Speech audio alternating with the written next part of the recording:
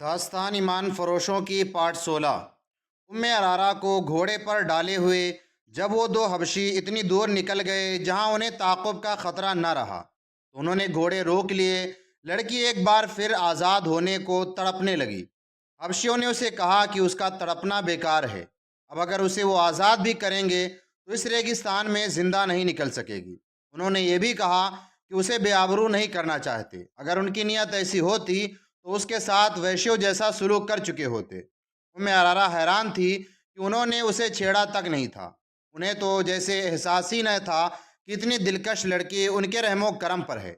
ان میں سے ایک نے، جو مارا جا چکا تھا، مرنے سے پہلے اس کے سامنے گھٹنوں کے بل بیٹھ کر التجا کی تھی کہ وہ تڑپ تڑپ کر اپنے آپ کو تکلیف میں نہ ڈالے۔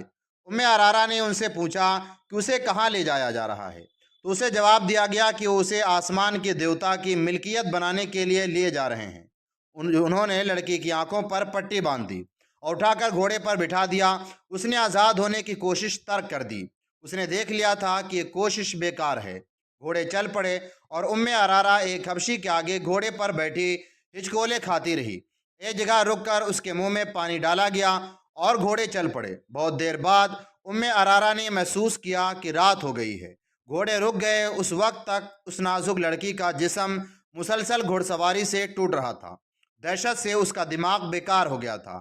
اسے گھوڑے رکتے ہی اپنے ارد گرد 3-4 مردوں اور 3 عورتوں کی ملی جلی آواز سنائی دینے لگی۔ یہ زبان اس کی سمجھ سے بالا تھی۔ یہی حبشی راستے میں اس کے ساتھ عربی میں باتیں کرتے تھے۔ ان کا لہجہ عربی نہیں تھا۔ ابھی تک آنکھوں سے پٹی نہیں کھولی گئی تھی۔ اس کی تو جیسے زبان بھی بند ہو گئی تھی۔ اسے کسی نے اٹھا کر کسی نرم چیز پر بٹھا دیا۔ ایک پالکی تھی۔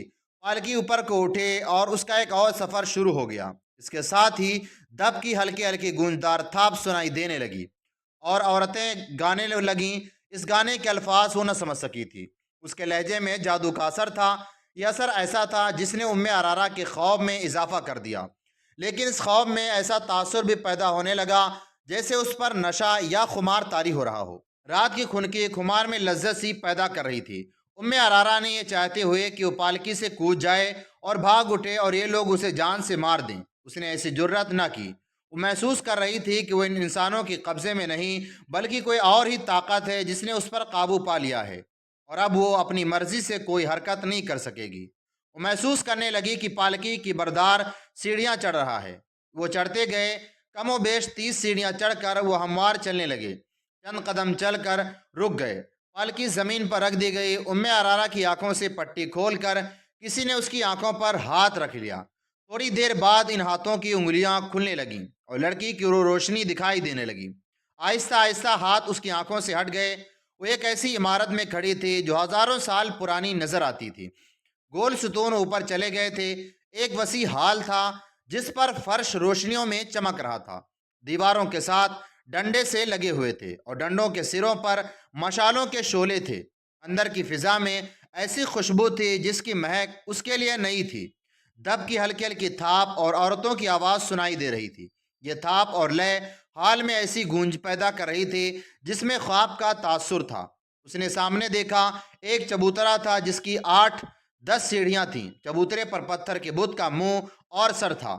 اس کی تھوڑی کے نیچے سی گردن تھی۔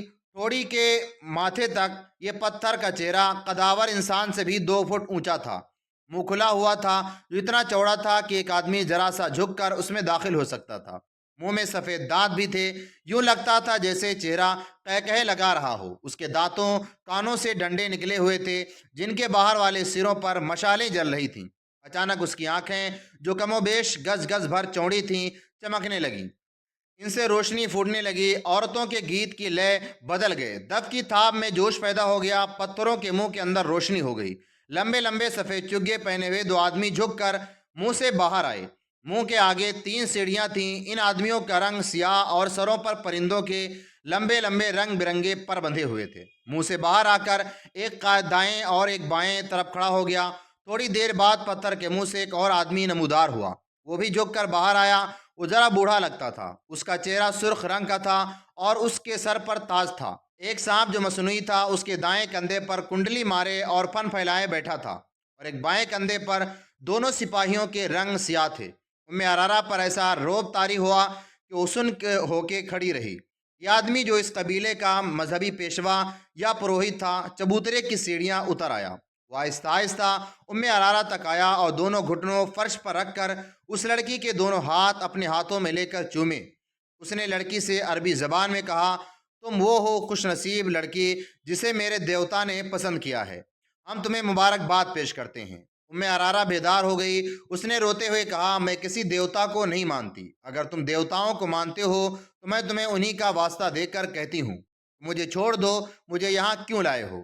یہاں جو بھی آتی ہے یہی کہتی ہے۔ پروہت نے کہا، لیکن اس پر اس مقدس جگہ کا راز کھلتا ہے تو کہتی ہے میں یہاں سے جانا نہیں چاہتی۔ میں جانتا ہوں کہ تم مسلمانوں کے خلیفہ کی محبوبہ کو ہو، مگر جس نے تمہیں پیدا کیا ہے اس کے آگے دنیا کے خلیفہ اور آسمانوں کے فرشتے سجدے کرتے ہیں۔ تم جنت میں گئی ہو۔ اس نے چگے کے اندر سے ایک پھول نکالا اور عرارہ کی ناک سے لگا دیا۔ عرارہ حرم کی شہزادی تھی۔ اس نے ایسے ایسے عطر سونگے تھے جو اس جیسی شہزادیوں کے سوا اور کوئی خواب میں بھی نہیں سونگ سکتا تھا، مگر اس پھول کی بو اس کے لیے انوکھی تھی۔ یہ بو اس کی روح تک اتر گئی، اس کی سوچوں کا رنگ ہی بدل گیا، اس کی نظروں کے زاویے بدل گئے۔ پروہت نے کہا، یہ دیوتا کا تحفہ ہے، اور اس نے پھول اس کی ناک سے ہٹا لیا۔ عرارہ نے ہاتھ آہستہ آہستہ آگے کیا اور پروہت کا پھول والا ہاتھ پکڑ کر اپنی ناک کے قریب لے آئی۔ پھول سونگ کر، کتنا دلکش تحفہ ہے، یہ آپ مجھے دیں گے؟ نہیں، بڑی آواز میں بولی۔ کیا تم نے تحفہ قبول کر لیا ہے؟ پوچھا۔ اس کے ہونٹوں پر مسکراہٹ تھی۔ ہاں، عرارہ نے جواب دیا، میں نے تحفہ قبول کر لیا ہے۔ اس نے پھول کو ایک بار پھر سونگا اور اس نے آنکھیں بند کر لی، جیسے اس کی مہک کو اپنے وجود میں جذب کرنے کی کوشش کر رہی ہو۔ دیوتا نے بھی تمہیں قبول کر لیا ہے، پروہت نے کہا، اور پوچھا، تم اب تک کہاں تھی؟ لڑکی سوچ میں پڑ گئی، جیسے کچھ یاد کرنے کی کوشش کر رہی ہو۔ سر ہلا کر بولی، میں یہیں تھی۔ نہیں، میں ایک اور جگہ تھی، مجھے یاد نہیں کہ میں کہاں تھی۔ تمہیں یہاں کون لایا ہے؟ کوئی بھی نہیں، عرارہ نے جواب دیا، میں خود آئی ہوں۔ تم گھوڑے پر نہیں آئی؟ لڑکی نے جواب دیا، میں اڑتی ہوئی آئی ہوں۔ کیا راستے میں صحرا اور پہاڑ اور جنگل اور ویران نہیں تھا؟ نہیں تو، لڑکی نے بچوں کی سی شوخی سے جواب دیا، ہر طرف سبزہ زار اور پھول تھے۔ تمہاری آنکھوں پر کسی نے پٹی نہیں باندھی تھی؟ پٹی؟ نہیں تو، لڑکی نے جواب دیا، میری آنکھیں کھلی ہوئی تھیں اور میں نے رنگ برنگ پرندے دیکھے، پیارے پیارے پرندے۔ پروہت نے اپنی زبان سے بلند آواز سے کچھ کہا۔ عرارہ کے عقب سے 4 لڑکیاں آئیں، انہوں نے اس کے کپڑے اتار دیے، وہ مادر زاد ننگی ہو گئی۔ اس نے مسکرا کر پوچھا، دیوتا مجھے اس حالت میں پسند کریں گے؟ پروہت نے کہا، نہیں، تمہیں دیوتا کے پسند کے کپڑے پہنائے جائیں گے۔ لڑکیوں نے اس کے کندھوں پر چادر سی ڈال دی، جو اتنی چوڑی تھی کہ کندھوں سے پاؤں تک اس کا جسم چھپ گیا تھا۔ اس چادر کے کناروں پر رنگ دار رسوں کے ٹکڑے تھے، نہایت موزوں چگا بن گئی۔ عرارہ کے بال ریشم جیسے ملائم اور سیاہ مائل بھورے تھے۔ ایک لڑکی نے اس کے بالوں میں کنگھی کر کے اس کے شانوں پر پھیلا دیے، اس کا حسن اور زیادہ بڑھ گیا۔ پروہت نے اسے مسکرا کر دیکھا اور گھوم کر پتھر کے محیب چہرے کی طرف چل پڑا۔ 2 لڑکیوں نے عرارہ کے ہاتھ تھام لیے اور پروہت کے پیچھے پیچھے چل پڑی۔ عرارہ شہزادی کی طرح چل پڑی، اس نے ادھر ادھر نہیں دیکھا کہ ماحول کیسا ہے۔ اس کی چال میں اور ہی شان تھی، عورتوں کا راگ اسے پہلے ہی زیادہ طلسماتی اور پرسوز معلوم ہونے لگا۔ یہ پروہت کے پیچھے ہاتھ لڑکیوں کے ہاتھوں پر رکھے چبوتروں پر چڑھنے لگی۔ پروہت پتھر کے پہاڑ جیسے چہرے کے منہ میں داخل ہو گیا۔ عرارہ بھی 3 سیڑھیاں چڑھ کر پتھر کے منہ میں جھک کر داخل ہو گئی۔ دونوں لڑکیاں وہی کھڑی رہیں۔ عرارہ کا ہاتھ پروہت نے تھام لیا۔ منہ کی چھت اتنی اونچی تھی کہ وہ سیدھے چل رہے تھے۔ حلق میں پہنچے تو آگے سیڑھیاں تھیں، وہ سیڑھیاں اتر گئے۔ یہ ایک تہخانہ تھا جہاں قندیل روشن تھی۔ اس کمرے میں بھی مہک تھی۔ یہ کمرہ کشادہ نہیں تھا، چھت اونچی نہیں تھی، اس کی دیواریں اور چھت درختوں کے پتوں اور پھولوں سے ڈھکی ہوئی تھیں۔ فرش پر ملائم گھاس اور گھاس پر پھول بچھے ہوئے تھے۔ ایک کونے میں خوشنما سراہی اور پیالے رکھے ہوئے تھے۔ پروہت نے سراہی سے 2 پیالے ایک عرارہ کو دیا، دونوں نے پیالے ہونٹ سے لگائے اور خالی کر دیے۔ دیوتا کب آئیں گے؟ عرارہ نے پوچھا، تم نے ابھی اسے پہچانا نہیں؟ پروہت نے کہا، تمہارے سامنے کون کھڑا ہے؟ عرارہ اس کے پاؤں میں بیٹھ گئی اور بولی، ہاں، میں نے پہچان لیا، تم وہ نہیں جسے میں نے اوپر دیکھا تھا۔ تم نے مجھے قبول کر لیا ہے؟ ہاں۔ پروہت نے کہا، آج سے تم میری دلہن ہو، میں آپ کو اور کچھ نہیں بتا سکتا۔ میرے باپ نے مجھے بتایا تھا کہ پروہت لڑکی کو پھول سنگھاتا ہے جس کی خوشبو سے لڑکی کے ذہن سے نکل جاتی ہے کہ وہ کیا تھی، کہاں سے آئی ہے اور کس طرح لائی گئی ہے۔ وہ پروہت کی لونڈی بن جاتی ہے اور اسے دنیا کی گندی چیزیں بھی خوبصورت دکھائی دیتی ہے۔ پروہت 3 راتیں اسے اپنے ساتھ تہ خانے میں رکھتا ہے۔ یہ انکشاف ان 5 سوڈانی حبشیوں میں سے ایک علی بن سفیان کے سامنے کر رہا تھا، جنہیں اس نے خلیفہ کے مہم دستے میں سے نکالا تھا۔ یہ 5 اسی قبیلے سے تھے جس قبیلے کے وہ 4 تھے جنہوں نے ارارا کا اغوا کیا تھا۔ اپنے ساتھ لے جا کر علی بن سفیان نے ان 5 سے کہا تھا کہ چونکہ اس قبیلے کے ہیں جو تیسرے سال کے آخر میں جشن مناتا ہے اور وہ چھٹی پر جا رہے تھے، اس لیے انہیں معلوم ہوگا کہ لڑکی کس طرح اغوا ہوئی ہے۔ ان 5 نے کہا انہیں اغوا کا علم نہیں۔ علی بن سفیان نے انہیں یہ لالچ بھی دیا کہ وہ سچ بتا دیں گے تو انہیں کوئی سزا نہیں دی جائے گی۔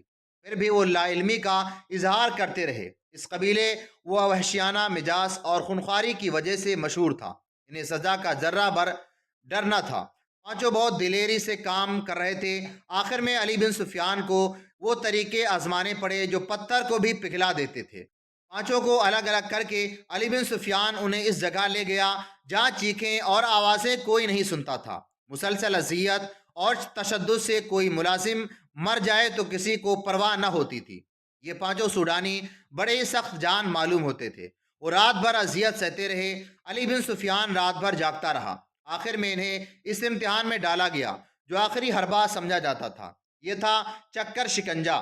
راٹ کی طرح چوڑے اور بہت بڑے پہیے پر ملازم کو الٹا لٹا کر ہاتھ رسوں سے چکر کے ساتھ باندھ دیے جاتے اور پاؤں ٹخنوں سے رسیاں ڈال کر فرش میں گڑے ہوئے کیلوں سے کس دیے جاتے تھے۔ پہیوں کو ذرا سے آگے چلایا جاتا تو ملازم کے بازو کندھوں سے اور ٹانگ کولوں سے الگ ہونے لگتی۔ بعض اوقات ملازم کو چیخ کر پہیوں کے ایک جگہ روک لیا جاتا۔ اذیت کا یہ طریقہ ملازموں کو بے ہوش کر دیتا تھا۔ سحر کے وقت ایک ادھیڑ عمر حبشی نے علی بن سفیان سے کہا میں سب کچھ جانتا ہوں لیکن دیوتا کے ڈر سے نہیں بتاتا۔ دیوتا مجھے بہت بری موت ماریں گے۔ کیا اس سے بڑھ کر کوئی بری موت ہو سکتی ہے جو میں تمہیں دے رہا ہوں؟ علی بن سفیان نے کہا اگر تمہارے دیوتا سچے ہوتے تو تمہیں اس شکنجے سے نکال لیتے۔ اگر تم مرنے سے ڈرتے ہو تو موت یہاں بھی موجود ہے۔ تم بات کرو، میرے ہاتھوں میں ایک ایسا دیوتا ہے جو تمہیں تمہارے دیوتا سے بچا لے گا۔ یہ سوڈانی حبشی کئی بار بے ہوش ہو چکا تھا۔ اسے دیوتا تو نہیں، موت صاف نظر آ رہی تھی۔ علی بن سفیان نے اس کی زبان کھول لی، اس سے شکنجے کھول کر کھلایا پلایا اور آرام سے لٹایا۔ اس نے اعتراف کیا کہ ارارا کو ان کے قبیلے کے 4 آدمیوں نے اغوا کیا تھا۔ وہ چاروں چھٹی پر چلے گئے تھے۔ انہوں نے اغوا کی رات اور وقت بتا دیا تھا۔ یہ 5 حبشی جو علی بن سفیان کے قبضے میں تھے اس رات پہرے پر تھے۔ اغوا کرنے والوں میں سے 2 کو اندر آنا تھا۔ انہیں بڑے دروازے سے داخل کرنے کا انتظام انہوں نے کیا تھا اور انہیں اغوا اور فرار کرنے میں پوری مدد دی تھی۔ اس حبشی نے بتایا کہ اس لڑکی کو دیوتا کی قربان گاہ پر قربان کیا جائے گا۔ ہر 3 سال بعد ان کا قبیلہ 4 روز جشن مناتا ہے، لیکن لڑکی اپنے قبیلے کی نہیں، شرط یہ ہے کہ لڑکی غیر ملکی ہو، سفید رنگ کی ہو، اونچے درجے کے خاندان کی ہو اور اتنی خوبصورت ہو کہ لوگ دیکھ کر ٹھٹک جائیں۔ تو اس کا مطلب یہ ہوا کہ ہر 3 سال بعد تمہارا قبیلہ باہر سے خوبصورت لڑکی اغوا کر کے لاتا ہے۔ علی بن سفیان نے پوچھا نہیں، یہ غلط ہے۔ سوڈانی حبشی نے جواب دیا 3 سال بعد صرف میلہ لگتا ہے۔ لڑکی کی قربانی 5 میلوں کے بعد یعنی 15 سال بعد دی جاتی ہے۔ مشہور یہی ہے کہ ہر 3 سال بعد لڑکی قربان کی جاتی ہے۔ اس نے اپنے باپ کے حوالے سے وہ جگہ بتائی جہاں قربانی دی جاتی تھی۔ پروہت کو وہ دیوتا کا بیٹا کہتا تھا جہاں میلہ لگتا تھا۔ اس سے 1.5 میل جتنی دور ایک پہاڑی علاقہ تھا جہاں جنگل بھی تھا۔ یہ علاقہ زیادہ وسیع اور عریض نہیں تھا۔ اس کے متعلق مشہور تھا وہاں دیوتا رہتے ہیں اور ان کی خدمت کے لیے جن اور پریاں بھی رہتی ہیں۔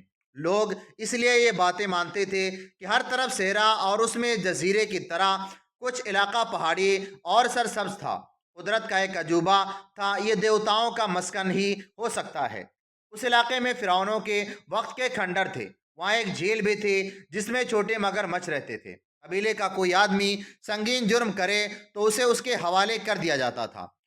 پروہت اسے زندہ جھیل میں پھینک دیتا جہاں مگر مچھ اسے کھا جاتے تھے۔ پروہت انہی کھنڈروں میں رہتا تھا۔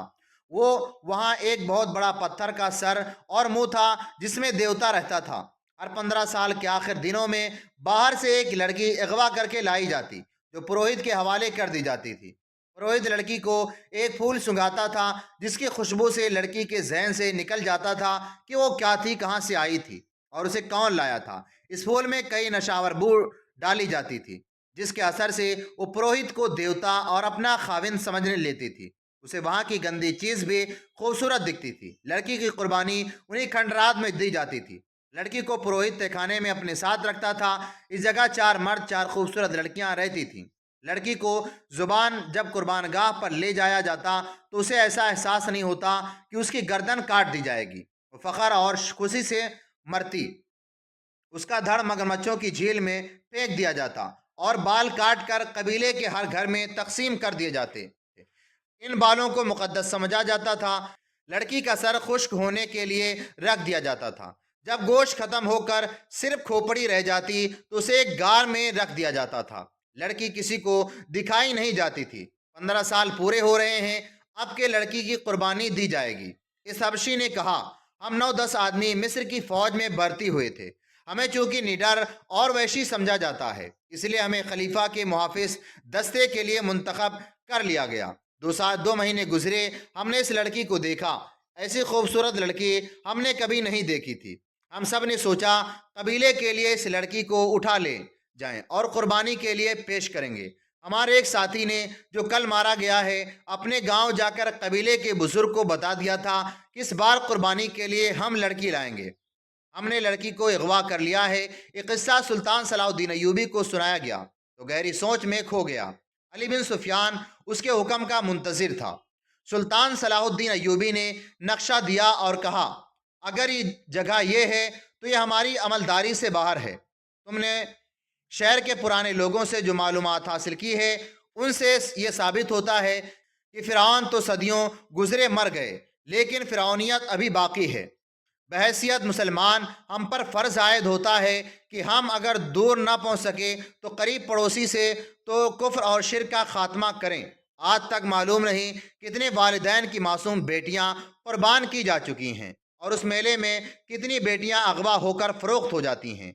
हमें देवताओं का तसव्वुर ख़त्म करना है। लोगों को देवताओं का तसव्वुर देकर नाम निहाद पेशवा लड़कियां अगवा करके बदकारी और अय्याशी करते हैं। मेरे मुखबिरों की इत्तलाओं ने यह बेहुदा इंकशाफ किया है कि हमारी फ़ौज के कई कमांडर और मिस्र के पेशावर लोग इस मेले में जाते हैं और लड़कियां खरीदते या चंद दिनों के लिए किराए पर लाते हैं। अली बिन सुफियान ने कहा, किरदार की तबाही के अलावा ये ख़तरा भी है कि सूडानियों की बरतर फ़ौज के अस्करी इस मेले में ज़्यादा तादाद में जाते हैं। हमारी फ़ौज और हमारे लोगों का सूडानी सबका फ़ौजों के साथ मिलना जुलना और जश्न मनाना ठीक नहीं। ये मुश्तरक तफरीह मुल्क के लिए ख़तरा साबित हो सकती है। जश्न मनाना ठीक नहीं, ये मुश्तरका तफरीह मुल्क के लिए ख़तरनाक साबित हो सकती है। अली बिन सुफियान ने ज़रा झिझक कर कहा, और लड़की को कुर्बान होने से पहले बचाना और खलीफा के हवाले करना इसलिए भी ज़रूरी है कि उसे मालूम हो जाए कि उसने आप पर अगवा का जो इल्ज़ाम आयद किया है वो कितना बेबुनियाद है। मुझे इसकी कोई परवाह नहीं। अली सुल्तान सलाहुद्दीन अय्यूबी ने कहा, मेरी तवज्जो अपनी ज़ात पर नहीं, मुझे कोई कितना ही हकीर कहे, मैं इस्लाम की अज़मत के फ़रोग़ और तहफ़्फ़ुज़ को नहीं भूल सकता। मेरी ज़ात कुछ भी नहीं। और तुम भी याद रखो अली, अपनी ज़ात से तवज्जो हटाकर सल्तनत के इस्तेहकाम और फलाह बहबूद पर मरकूज़ कर दो। इस्लाम की अज़मत का अमीन खलीफा हुआ करता है, मगर वक्त गुजरने के साथ साथ खलीफा अपनी ज़ात में गुम होते गए और अपने नफ्स का शिकार हो गए। अब हमारी खिलाफत इस्लाम की बहुत बड़ी कमज़ोरी बन गई है। सलीबी हमारे इस कमज़ोरी को इस्तेमाल कर रहे हैं। अगर तुम कामयाबी से अपने फ़राइज़ निभाना चाहते हो तो अपनी ज़ात अपने नफस से दस्तबरदार हो जाओ। खलीफा ने मुझ पर जो इल्ज़ाम आयद किया है उसे मैंने बड़ी मुश्किल से बर्दाश्त किया है। मैं ऊँचे वार का जवाब दे सकता था, मगर मेरा वार भी अच्छा होता है। फिर मैं जाती सियासतबाजी में उलझ जाता। मुझे ख़तरा यही नज़र आ रहा है कि मिल्लत इस्लामिया किसी दौर में जाकर अपने ही हुक्मरानों की ज़ाती सियासतबाजियों, ख़ुद पसंदी, नफस परस्ती और इक़्तिदार की हवस की नज़र हो जाएगी। गुस्ताखी की माफ़ी चाहता हूँ, मोहतरम अली बिन सुफियान ने कहा। اگر آپ اس لڑکی کو قربان ہونے سے بچانا چاہتے ہیں تو حکم صادر فرمائیے، وقت تھوڑا ہے، پرسوں سے میلہ شروع ہو رہا ہے۔ فوج میں حکم فوراً پہنچا دو کہ اس میلے میں کسی فوجی کو شریک ہونے کی اجازت نہیں۔ سلطان صلاح الدین ایوبی نے نائب سالار کو بلا کر کہا، خلاف ورزی کرنے والوں کو اس کے عہدے اور رتبے سے قطع نظر 50 کوڑے سر عام لگائے جائیں گے، اور اس حکم کے بعد اسکیم بننے لگی۔ متعلقہ حاکم کو سلطان صلاح الدین ایوبی نے بلا لیا تھا۔ اس نے سب سے کہا تھا، ہمارا مقصد یہ ہے کہ اس طلسم کو توڑنا ہے۔ یہ جگہ فرعونیت کی آخری نشانی معلوم ہوتی ہے۔ پہلے فوج کشی زیر بحث آئی، جو اس وجہ سے خارج از بحث کر دی گئی کہ اسے اس قبیلے کے لوگ اپنے اوپر باقاعدہ حملہ سمجھیں گے۔ لڑائی ہوگی جس میں میلے دیکھنے والے بے گناہ لوگ بھی مارے جائیں گے، اور عورتوں بچوں کو کے مارے جانے کا خطرہ بھی ہے۔ یہ حل بھی پیش کیا گیا کہ سوڈانی حبشی کو رہنما کے طور پر ساتھ رکھا جائے اور اس جگہ چھاپہ مار بھیجے جائیں جہاں لڑکی کو قربان کیا جائے گا۔ سلطان صلاح الدین ایوبی نے حبشی کو ساتھ لے جانا پسند نہیں کیا کیونکہ دھوکے کا خطرہ تھا۔ اس وقت تک سلطان صلاح الدین ایوبی کے حکم کے مطابق چھاپہ ماروں اور شب خون مارنے والوں کا ایک دستہ تیار کیا جا چکا تھا۔ اسے مسلسل جنگی مشقوں کے نے تجربہ کار بنا دیا تھا۔ وہ جان بازوں کا دستہ تھا جنہیں جذبے کے لحاظ سے اس قدر پختہ بنا دیا گیا تھا کہ وہ اس پر فخر کرنے لگے کہ انہیں جس مہم پر بھیجا جائے گا اسے وہ زندہ واپس نہیں آئیں گے۔ نائب سالار الناصر اور علی بن سفیان کے مشورے سے یہ طے ہوا کہ 12 چھاپہ مار اس پہاڑی جگہ کے اندر جائیں گے جہاں پروہت رہتا ہے اور لڑکی قربان کی جاتی ہے۔ حبشی کی دی ہوئی معلومات کے مطابق اس رات میلے میں زیادہ رونق ہوتی ہے کیونکہ وہ میلے کی آخری رات ہوتی ہے۔ قبیلے کے لوگوں کے سوا کسی اور کو معلوم نہیں ہوتا کہ لڑکی قربان کی جا رہی ہے۔ جسے معلوم ہوتا وہ یہ نہیں جانتا کہ قربان گاہ کہاں ہے۔ ان معلومات کی روشنی میں یہ طے کیا گیا کہ 500 سپاہی میلہ دیکھنے والوں کے بھیس میں تلواریں وغیرہ سے مسلح ہو کر اس رات میلے میں موجود ہوں گے۔ ان میں سے 200 کے پاس تیر کمان ہوں گے۔ اس زمانے میں ان ہتھیاروں پر پابندی نہیں تھی۔ چھاپہ ماروں کے ذہنوں میں واضح تصور کی صورت میں وہ جگہ نقش کر دی جائے گی۔ وہ براہ راست حملہ نہیں کریں گے، چھاپہ ماروں کی طرح پہاڑی علاقے میں داخل ہوں گے، پہرے داروں کو خاموشی سے ختم کریں گے اور اصل جگہ پہنچ کر اس وقت حملہ کریں گے جب لڑکی قربان گاہ میں لائی جائے گی۔ اس سے قبل حملے کا یہ نقصان ہو سکتا ہے کہ لڑکی کو تہہ خانے میں ہی غائب یا ختم کر دیا جائے گا۔ یہ معلوم ہو گیا تھا کہ قربانی آدھی رات کے وقت پورے چاند میں دی جائے گی۔ 500 سپاہیوں کو اس وقت سے پہلے قربان گاہ والی پہاڑی کے ارد گرد پہنچنا تھا۔ چھاپہ ماروں کے لیے گھیرے میں آ جانے یا ناکام ہونے کی صورت میں یہ ہدایت دی گئی کہ وہ فلیتے والے ایک آتشی تیر اوپر کو چلائے گا۔ اس تیر کا شعلہ دیکھ کر یہ 500 نفری حملے کر دیں گے۔ اسی وقت 12 جانباز منتخب کر لیے گئے، اور اس فوج میں سے جو 2 سال پہلے نور الدین جنگی نے سلطان صلاح الدین ایوبی کی مدد کے لیے بھیجی تھی، 500 ذہین اور بے خوف سپاہی، عہدے دار اور کمانڈر منتخب کر لیے گئے۔ یہ لوگ عرب سے آئے تھے۔ مصر اور سوڈان کی سیاست بازوں اور عقائد کا ان پر کچھ اثر نہ تھا۔ وہ صرف اسلام سے آگاہ تھے اور یہی ان کا عقیدہ تھا۔ وہ ہر اس عقیدے کے خلاف اٹھ کھڑے ہوتے تھے جسے وہ غیر اسلامی سمجھتے تھے۔ انہیں بتایا گیا کہ وہ ایک باطل عقیدے کے خلاف لڑنے جا رہے ہیں، اور ہو سکتا ہے کہ انہیں اپنے سے زیادہ نفری سے مقابلہ کرنا پڑے اور لڑائی خونریز ہو، اور یہ بھی ہو سکتا ہے کہ ان کے سامنے کوئی ٹھہر نہیں سکے اور بغیر لڑائی کے مہم سر ہو جائے گی۔ انہیں اسکیم سمجھا دی گئی اور ان کے ذہنوں میں پہاڑی علاقے کا اور ان پہاڑیوں کی بلندی جو زیادہ نہیں تھی، ان میں گھری ہوئی قربان گاہ کا تصور بٹھا دیا گیا تھا۔